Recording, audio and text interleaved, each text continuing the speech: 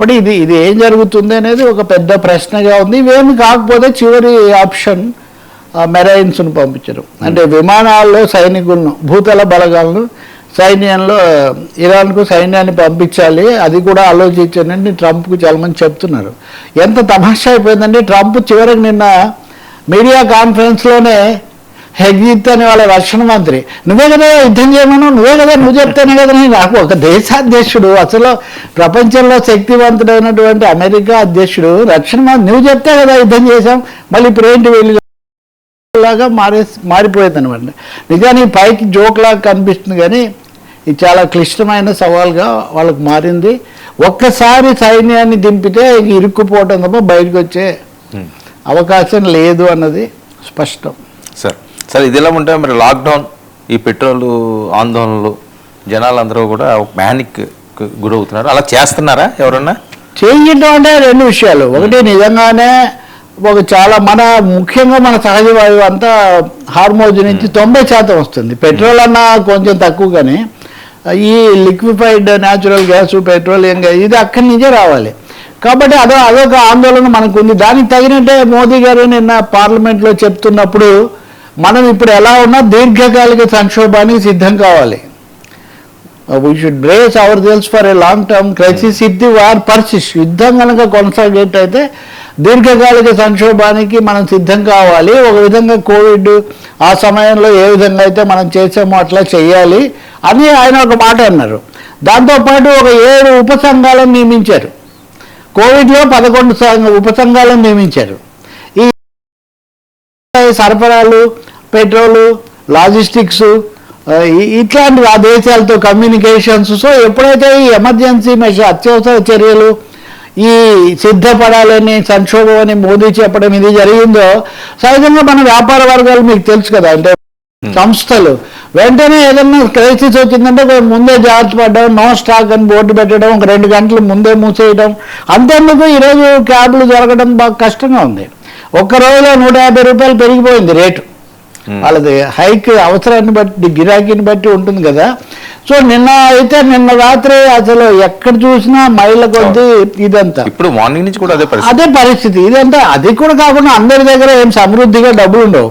ఏ రోజు ఆ రోజు పోసుకొని నడుపుకునే వాళ్ళు చాలా మంది ఉంటారు రోజువారీ. అసలు ఏమీ ఆందోళన చెందాల్సిన అవసరం లేదు, పెట్రోల్కి డీజిల్కి అని చెప్పి ప్రకటనలు చేస్తున్నాయి ప్రభుత్వాలు. సంక్షోభం లేదు, ఒకవైపు లాంగ్ టర్మ్ దీనికి సిద్ధం కావాలని చెప్తున్నారు కదా వాళ్ళే. దానికోసం కమిటీలు కూడా వేస్తున్నారు. యుద్ధం కొనసాగితే సిద్ధపడాలని మోదీ చెప్పారు. కొనసాగుతుందో లేదో ఈ ట్రంప్ లాంటి చేతిలో అది పెట్టుకొని అది ఏం జరుగుతుంది అనే ఒక సమస్య కూడా ఉంది. అందుకనే రష్యా అధ్యక్షుడు పుతిన్ ఈ సమయంలో నిజానికి అన్ని విధాలా లాభపడింది పుతినే. రష్యా వరకు ప్రత్యామ్నాయ చమురు సరఫరాకు మేమేదో సిద్ధంగా ఉన్నామని రష్యా కొంచెం హామీ ఇస్తుంది అని చెప్తున్నారు. కానీ ఏం చెప్పినా ఒకటి కదండి, కీడేంచి మేళించమంటారు. చమురు అనేది చాలా ఇంధనం, ఫ్యూయల్ చాలా ఇంపార్టెంట్. ఈవెన్ సైనిక కార్యకలాపాలకు, వ్యాపారాలకు. ఇప్పుడు హోటళ్ళు మూసేస్తున్నారు. అంతెందుకండి, తిరుపతి కొండ మీద, తిరుమల కొండ మీద భోజనానికి వచ్చే వాళ్ళ సంఖ్య బాగా పెరిగిపోయింది.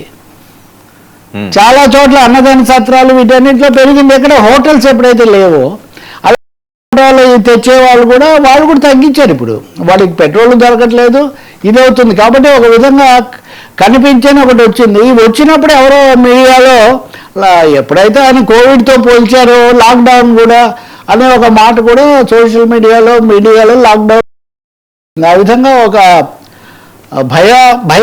భయాందోళన మటుకు ప్రజల్లో ప్రవేశించింది.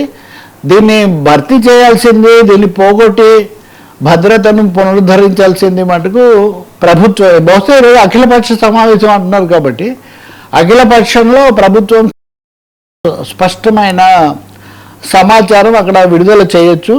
ఏం చేసినా కొంత ప్రత్యేక పరిస్థితి లాగా చూడాల్సి ఉంటుంది.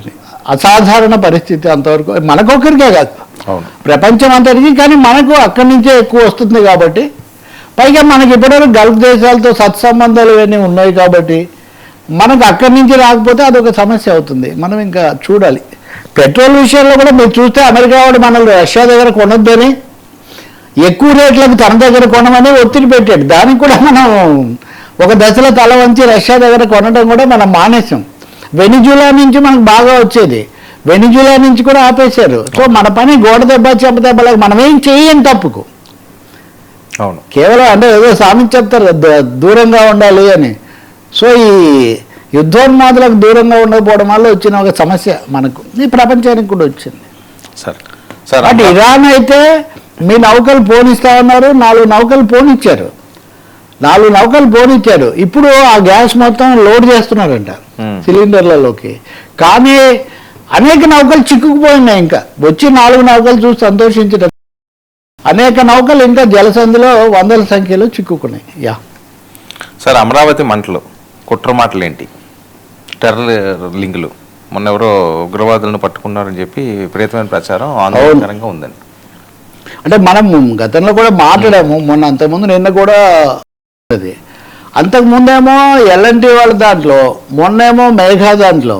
మేఘాది అయితే కనుక మరీ అమరావతి కేంద్రానికి చాలా దగ్గరలో జరిగినటువంటి పరిస్థితి. ఇప్పుడు 10 కోట్ల నష్టం అని వాళ్ళు చెప్తున్నారు, అంతకుముందు కూడా కొన్ని కోట్ల నష్టం అన్నారు. దాని మీద హోంమంత్రి అనిత ఏమో మొన్న మాట్లాడుతూ అమరావతిలో ఎవరు కుట్రలు చేసినా ఉపేక్షించేది లేదని చెప్పారు. నిన్న చంద్రబాబు నాయుడు ముఖ్యమంత్రి గారు సమీక్ష జరిపి దీని వెనక కుట్ర కోణము ఏముందో మీరు తేల్చండి ఇదంతా అని చెప్పారు. మొదటి విషయం, కుట్ర అంటే ఎవరి కుట్ర?